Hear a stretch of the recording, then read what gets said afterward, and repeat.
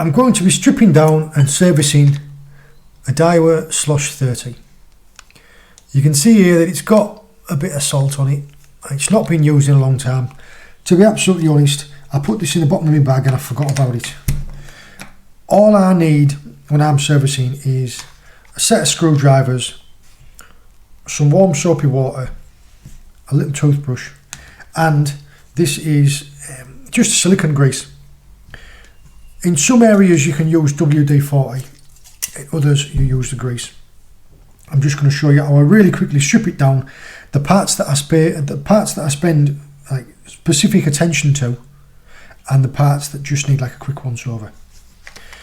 I love these reels because they're really simple.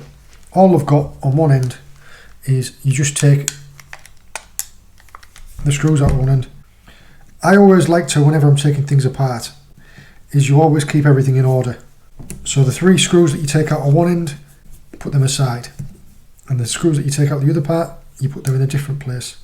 If you keep everything organised as you take it apart, when you put it back together it'll be easier. And also, if you have anything left over at the end, generally you know. There, look. That end plate just comes off like that. You can see that needs a good scrub up, so soak that in some warm water. Once you've taken the end off like that, the spool comes straight out. There's nothing more to the spool than that. I can go in the warm water as well. This cage here, I could do with a bit of a scrub, but you can see inside of there. So all I'm going to do here, get my toothbrush, give all the areas a little bit of a scrub. The handle comes off really easily as well. The handles on these Daiwa Sl30sh, they can be in 2 different places. This is balanced because it's straight in the middle. You can have it as a power handle because you take this off and move it down.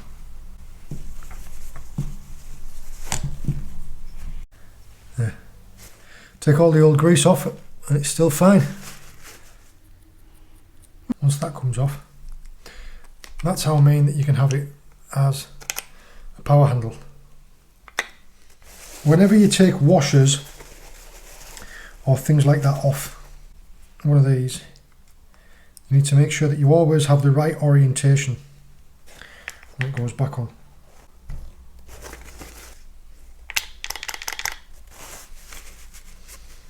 And then off come the washers.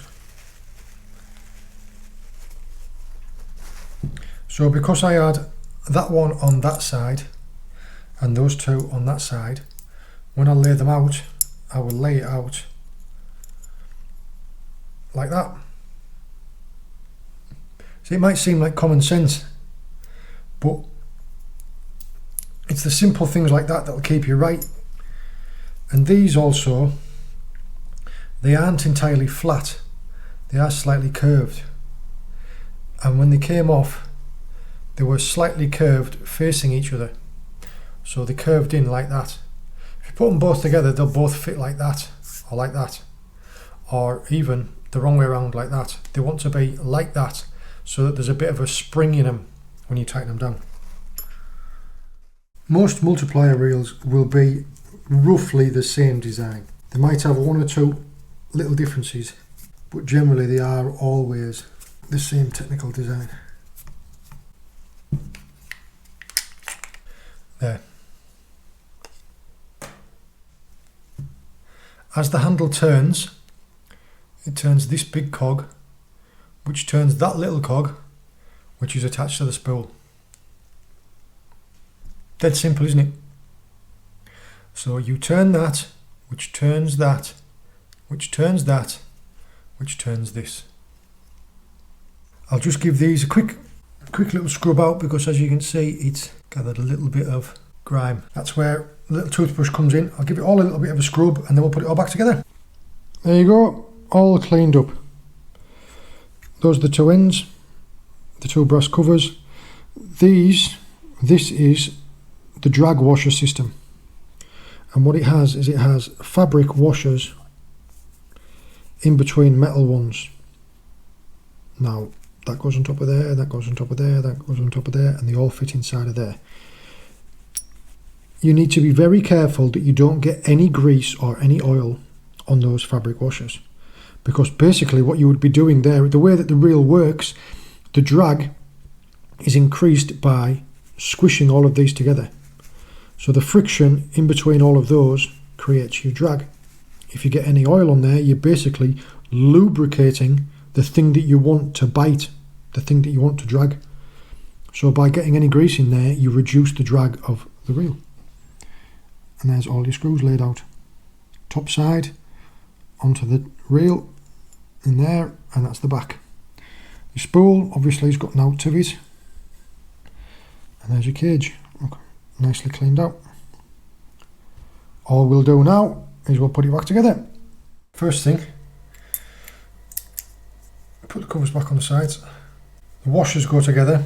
So, like I said, it's a fabric one, flat one, fabric one, and then you'll see that this one has some little keys on the side. They fit into little grooves there, and then those two would end up on top. This is why it's helpful to have everything that you've taken off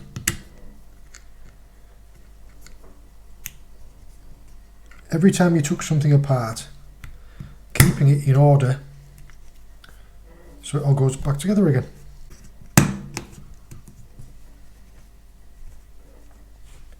Now this silicone grease, all I'm doing is in everywhere where there's a screw, giving it a little dab of this, because what it'll do is it will act like, well, almost like a seal once you get the screws in, stopping any dirt or any salt or anything like that. You don't need to go mad when you're tightening these screws up. It's one of those things that I see people doing and it just makes me cringe a little bit. The screws aren't the strongest screws in the world. They aren't like a coarse thread, and they haven't got a real strong head on them. So if you go mad, you will just strip them. You'll either strip the threads or you'll break the head. And you aren't wanting it, you're just wanting it snug. You aren't wanting it so you'll never get it apart again. It's one of the things that I see people do as well is they'll just open something up like that and then squirt a load of WD-40 inside. All it ends up doing is it ends up getting inside the drag washers and ends up lubricating your drag system, which you don't want. That one first. These two facing together.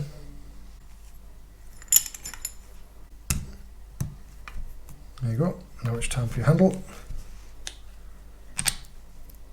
Now what I have done with this is I have given that a light grease on the back of there and on the top of here, just because it's a metal on metal contact and I don't want any mess getting in there. Now you can tighten that up with a spanner, but there's no real need. All you need it to be is you just need it to be tight enough so you can get that screw in there, because what happens is a screw fits into this cap which fits over that nut which goes into that hole. Now time for the spool. You can see where that little square piece fits into there. Right. Line up the little dowels. There we go. Same again, a little dab in each of the holes. Afterwards, when you've got everything tightened down, you can give it another little coat of grease, just as like a protector, but there's no need to go mad with it. It's a misconception with people thinking that loads of grease is the best way to be. Too much grease, you just end up with sand and salt sticking into it.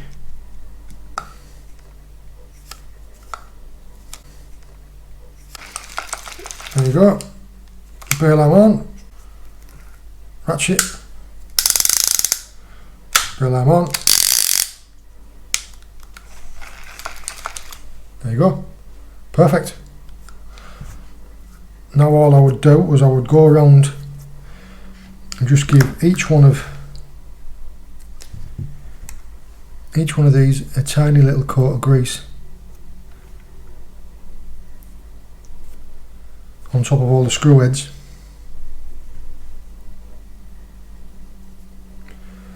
Now, just to keep them all tight and protected.